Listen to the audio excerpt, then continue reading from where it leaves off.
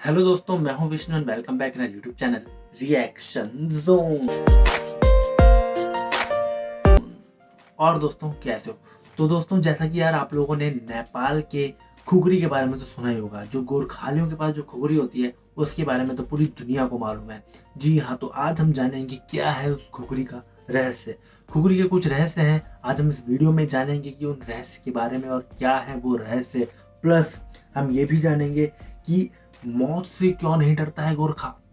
जो गोरखाली होता है वो मौत से क्यों नहीं डरता बल्कि मौत उससे डरती है। ऐसी क्या खास बात है खुखरी के अंदर और गोरखालियों के अंदर। तो चलिए देखते हैं इस वीडियो को, जानते हैं क्या है पूरी कहानी। ओके, जैसा कि ये टाइटल मुझे बहुत ही खतरनाक लग रहा है। टाइटल में लिखा है कि जानिए गोरखा मौत से क्यों नहीं डरता, facts about Gorkha regiment khukri. Gorkha khukri का रहस्य जानिए। ये जो वीडियो है ये हम देख रहे हैं प्रजापति न्यूज के यूट्यूब चैनल से। ओके, तो चलिए वीडियो को स्टार्ट करते हैं, फिर एंड तक वीडियो को देखते हैं और समझते हैं कि क्या है इसके अंदर खास बातें खुखरी को लेकर के, गोरखाली को लेकर के और नेपाल के लोगों को लेकर के। ओके, चलिए स्टार्ट करते हैं वीडियो को। 1 2 3 गो।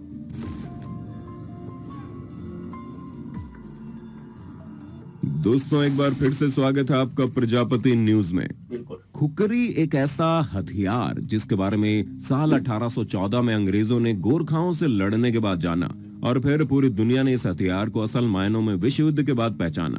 क्योंकि दोस्तों ये एकमात्र ऐसा हथियार है जो साल 1814 गोरखा वॉर से लेकर 1999 के कारगिल वॉर तक ब्रिटिश आर्मी और इंडियन आर्मी ने जितनी भी लड़ाइयां लड़ी उन सभी लड़ाइयों में हर गोरखा सिपाहियों के हाथ में खुखरी नामक हथियार होता था जिसने पूरी दुनिया के पसीने छुड़ा दिए।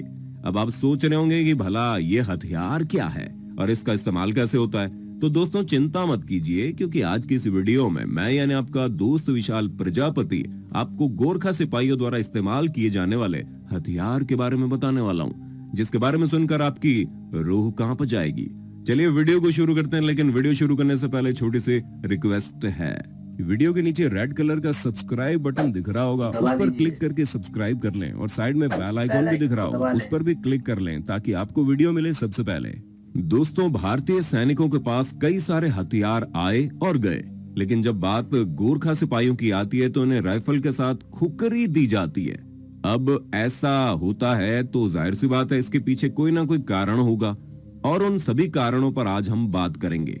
दोस्तों सबसे पहले हम आपको बता दें, एक गोरखा सिपाही की पहचान खुखरी के बिना अधूरी है। पर हम आपको बता दें कि ये खुखरी हथियार नेपाल और गोरखा से भी पुराना है, क्योंकि जहां गोरखा राज्य का जन्म 16वीं शताब्दी में हुआ वहीं नेपाल का एकीकरण 18वीं शताब्दी में हुआ। लेकिन कई सारे ऐसे दस्तावेज मिले हैं जहां इतिहासकारों का भी ये मानना है कि खुखरी का प्रयोग सिकंदर के जमाने से होता आ रहा है, जिससे ये पता चलता है कि खुखरी को 7वीं शताब्दी से इस्तेमाल किया जा रहा है। अब आप सोच लीजिए ये हथियार कितना ज्यादा पुराना और यूनिक है। दोस्तों हम आपको बता दें कि विश्व युद्ध के दौरान खुखरी को गोरखा ब्लेड या फिर गोरखा नाइफ के नाम से जाना जाता था। हालांकि इसके बाद इसके कई नाम दिए गए, लेकिन असल मायनों में से खुखरी ही बोला जाए तो अच्छा लगता है। दोस्तों खुखरी की प्रशंसा और उपयोगिता का प्रदर्शन विश्व युद्ध के दौरान नॉर्थ अफ्रीका के गोरखा तुगड़ी की रिपोर्ट से हो जाता है, जहां उसमें लिखा है एनिमी लॉसेस 10 किल्ड आर निल, यानी कि बिना कोई गोला बारूद के इस हथियार की वजह से 10 लोग मारे गए और गोरखा सैनिकों का एक भी सैनिक नहीं मरा। वैसे शायद आपको ये बात पता ना हो कि खुखरी केवल एक प्रकार का नहीं होता, बल्कि इसे अलग अलग साइज का बनाया जाता है और इनके साइज में इसलिए भी अंतर मिलता है क्योंकि खुखरी को हाथों से बनाया जाता है। ऐसे में सिविलियन यूज के लिए बनाए जाने वाले खुखरी 20 इंच से ज्यादा लंबे हो सकते हैं और वहीं आर्मी के द्वारा इस्तेमाल किए जाने वाले खुखरी का साइज 10 इंच से लेकर 16 इंच के बीच होता है। हालांकि इससे छोटे साइज के खुखरी भी बनाए जाते हैं, पर वो केवल खास मौके पर या फिर किसी को भेंट देने के लिए तैयार किए जाते हैं।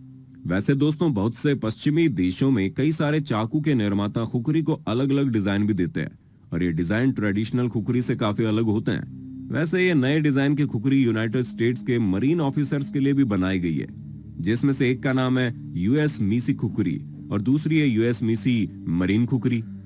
दोस्तों खुखरी के ब्लेड के 3 भाग होते हैं। सबसे ऊपर वाले भाग को जानवरों के चमड़े को निकालने के लिए और लड़ाई के वक्त दुश्मन को घुसाने के लिए इस्तेमाल होता है, जबकि बीच वाला हिस्सा चॉप करने के काम आता है। इसी वजह से खुखरी का ये बीच वाला जो हिस्सा है एक झटके में ही दुश्मन के सिर को धड़ से अलग कर सकता है। वही अगर हम खुखरी के सबसे निचले वाले हिस्से की बात करें तो ये चीजों को स्लाइस करने के काम आता है। दोस्तों ब्लेड के सबसे निचले हिस्से में और हैंडल के जस्ट ऊपर एक नॉच होता है। ये नॉच हिंदू धर्म में ओम की तरह और गाय के खुरक के आकार का बनाया जाता है। नेपाल में इस खुकरी का धार्मिक महत्व भी है। वैसे इसका एक और महत्व भी है, वो ये कि जब लड़ाई के दौरान दुश्मन का खून खुकरी में लग जाता है तो इसी नॉच के कारण वो जमीन पर गिर जाता है और गोरखा सैनिकों के हाथ में नहीं लग पाता। वरना लड़ाई के वक्त खून बहते हुए हाथों में आ जाए तो हैंडल पर चिकनापन आ जाता है जो लड़ाई करने में दिक्कत दे सकता है। हालांकि पश्चिमी देशों के लोगों के लिए बनाए गए नए डिजाइन के खुकरी में नॉच नहीं होता। वैसे हम आपको बता दें, इसका हैंडल लकड़ी, भैंसे के सींग, हाथी के दांत या फिर जानवरों की तरह तरह की हड्डी वगैरह से बनाया जाता है। आजकल इसे ज्यादातर लकड़ी से ही बनाया जाता है। दोस्तों खुकरी की जो मयान होती है उसे अलग अलग चीजों से बनाया जाता है, लेकिन आपको इसकी सबसे महंगी मयान जो मिलेगी वो भैंस के सींग से बनाई हुई मिलेगी। और हाँ, सबसे इम्पोर्टेंट चीज तो हम बताना ही भूल गए, वो है खुकरी के साथ दो छोटे छोटे औजार मिलते हैं, जिनमें से एक तो होता है चकमक जो धार करने के लिए और आग जलाने के लिए उपयोग होता है, और दूसरा औजार होता है वो छोटी छोटी चीजों को काटने के लिए एक छुरी की तरह इस्तेमाल किया जाता है। विश्व युद्ध के दौरान गोरखा और खुकरी दोनों ही चर्चा में आए थे, लेकिन सितंबर 2010 को एक ऐसी घटना घटी जिसकी वजह से ये दोनों वापस चर्चा में आ गए। असल में दोस्तों हुआ ये कि इंडियन आर्मी के गोरखा रेजिमेंट से रिटायर होने के बाद एक गोरखा सिपाही जिनका नाम विष्णु प्रसाद श्रेष्ठ था, वो ट्रेन से वापस अपने गांव नेपाल जा रहे थे। लेकिन अचानक अंधेरी रात को मौर्य एक्सप्रेस नामक वो ट्रेन वेस्ट बंगाल के चितरंजन इलाके के घने जंगलों में रुक गई और देखते देखते 40 लुटेरे तलवार, चाकू और बंदूकों के साथ ट्रेन के अंदर घुसकर और सारे यात्रियों के पैसे, जेवरात और लैपटॉप को लूटने लगे। जाहिर सी बात है लुटेरे ज्यादा थे, इसलिए विष्णु श्रेष्ठ लड़ाई नहीं चाहते थे और अपने पैसे भी लुटेरों को देने के लिए तैयार थे। लेकिन हद तो तब हो गई जब विष्णु के पास वाली सीट पर बैठी एक 18 साल की लड़की के साथ उसके माता पिता के सामने लुटेरों ने सामूहिक बलात्कार करने की कोशिश की। और तभी विष्णु के अंदर का गोरखा जाग गया और उन्होंने अपनी खुकरी निकाली और अकेले ही 40 लुटेरों के साथ भिड़ गए। तब उन्होंने अपनी खुकरी से हमला करना शुरू किया तो 3 लुटेरे वहीं पर ढेर हो गए और 8 जख्मी हो गए। बाकी के लुटेरे शेर की तरह एक इंसान को लड़ते हुए देख वहां से भाग निकले। और जब ये इंसिडेंट हुआ उसके बाद से गोरखा और उसकी खुकरी दोबारा से अपने साहस और बल की वजह से जानी जाने लगी। तो दोस्तों उम्मीद है आपको गोरखा और उनकी खुकरी के बारे में जानकर काफी इंटरेस्टिंग मजा आया होगा। बाकी आपका इसके बारे में क्या कहना है हमें कमेंट में बताइए। और तो दोस्तों जैसा कि यार हम लोगों ने ये पूरी वीडियो देखी गोरखालियों को लेकर के और जो खुकरी को लेकर के जो इसके अंदर बताया गया है, जो न्यूज़ इसके अंदर बताई गई है, विष्णु श्रेष्ठा के बारे में जो बताया गया है। देखिए कैसी खुकरी बन रही है, पहले कैसी खुकरी होती थी, खुकरी के ऊपर ये जो नॉच बताई गई है ये किस लिए होता है।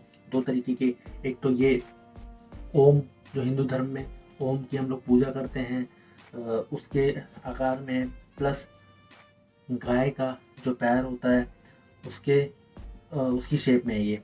और ये क्यों है, इसका भी एक साइंटिफिक रीज़न भी है कि अगर लड़ाई करते वक्त दुश्मन का खून बह रहा है तो वो खून उसी पे आकर के नीचे गिर जाए, हाथों में ना लगे, वरना हाथों में चिकनाहट आ जाएगा, फिसलने लगेगा खुकरी और हम जो है कमज़ोर पड़ने लगेंगे, इसलिए।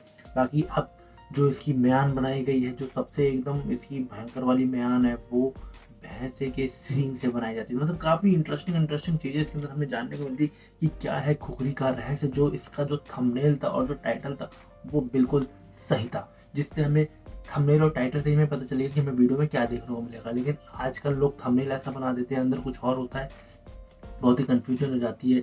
बट वीडियो देखनी पड़ती है, थंबनेल देखने के बाद बंदा जाता है वीडियो देखने, थोड़ा देखते तो चीज़ें नहीं मिलती। लेकिन इस वीडियो को लेकर के अगर मैं बात करूँ तो इसके थंबनेल के अंदर जो चीज़ें बताई गई थी एग्जैक्ट वही चीज़ हमें वीडियो में भी देखने के लिए मिली है। और एक चीज़ तो ये भी बताई गई इसके अंदर खुकरी के साथ 2 चीज़ें और रखती है। और वर्ल्ड वॉर में सबसे ज़्यादा फेमस कौन हुआ था, गोरखा और खुकरी। और सबसे चौंकाने वाली बात तो ये थी कि जो खुकरी है वो 7वीं शताब्दी से यूज हो रही है। सिकंदर के जब सिकंदर थे तब से खुकरी का इस्तेमाल हुआ जा रहा है। 18वीं शताब्दी में बोले कि नेपाल बना था, नेपाल से पहले से इस खुकरी का यूज हो रहा था। मतलब बहुत ही पुरानी है इस खुकरी का रहस्य, बहुत ही इंटरेस्टिंग इसका रहस्य है।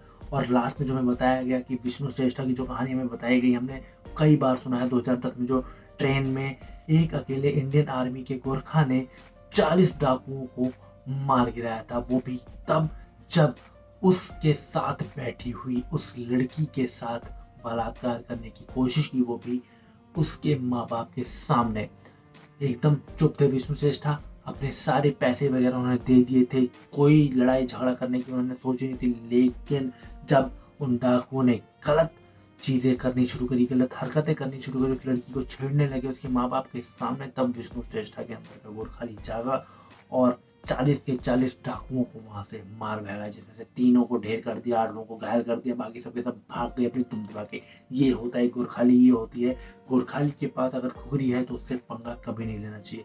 कोई भी नेपाल का हो चाहे इंडिया का गोरखा हो, अगर उसके हाथ में खुखरी है तो आप उससे भूल कर भी पंगा मत लीजिए, मेरी यही राय है आपसे।